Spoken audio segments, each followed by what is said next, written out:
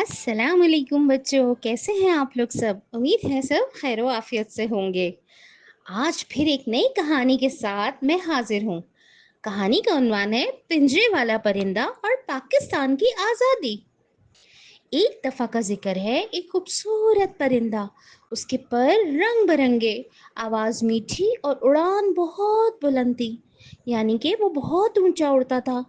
वह सुबह होते ही दरख्तों पर बैठकर चहचहाता, फूलों के पास गुनगुनाता, यानी कि बहुत प्यारी प्यारी आवाज़ें निकालता था, और आसमानों में अपने अल्लाह सुब्हान ताला की हम्दो सना करता था। लेकिन एक दिन क्या हुआ, एक शिकारी आया।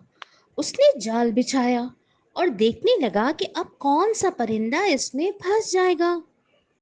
थोड़ी देर में वही खूबसूरत परिंदा जो सुबह होते ही दरख्तों पर जाता था और इतना रंग बिरंगा था और इतना खूबसूरत था, वो उड़कर आया और जाल में फंस गया। शिकारी ने जाल को संभाला और परिंदे को कैद कर लिया। ओहो, अब वो परिंदा एक चमकते हुए पिंजरे में कैद था, मगर बहुत उदास था। उसे दाना तो मिलता था, वक्त पर मिलता था, पानी भी मिलता था, मगर वो आज़ाद नहीं था।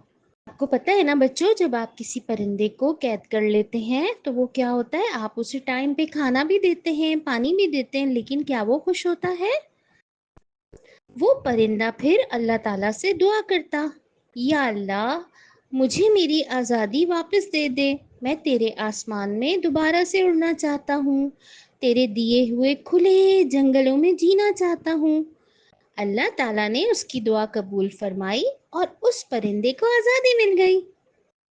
बच्चों, आपको पता है, ये जो मैंने आपको कहानी सुनाई है, ये हमारे बहुत ही प्यारे एक अल्लामा इकबाल, एक शायर थे। उन्होंने, जो कि पाकिस्तान में थे, उन आपको पता है ना उनका नाम, अल्लामा इकबाल का, जो बच्चों के लिए भी नज़में लिखते थे, है ना।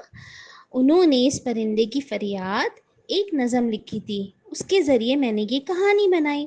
इस कहानी ने हमें सबक ये दिया कि आज़ादी जो है वो सबको अजीज़ होती है, बच्चों को भी, परिंदों को भी और इंसानों को भी। बच्चों, अब हम बात करेंगे अपने प्यारे मुल्क पाकिस्तान की आज़ादी की। आपको पता है आज़ादी क्या होती है?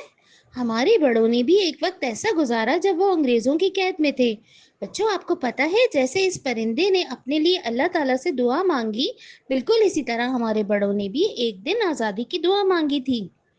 जब बड़े सग़ीर में मुसलमान आज़ाद ना थे और अंग्रेज़ इन पर हुकूमत करते थे, वो अपने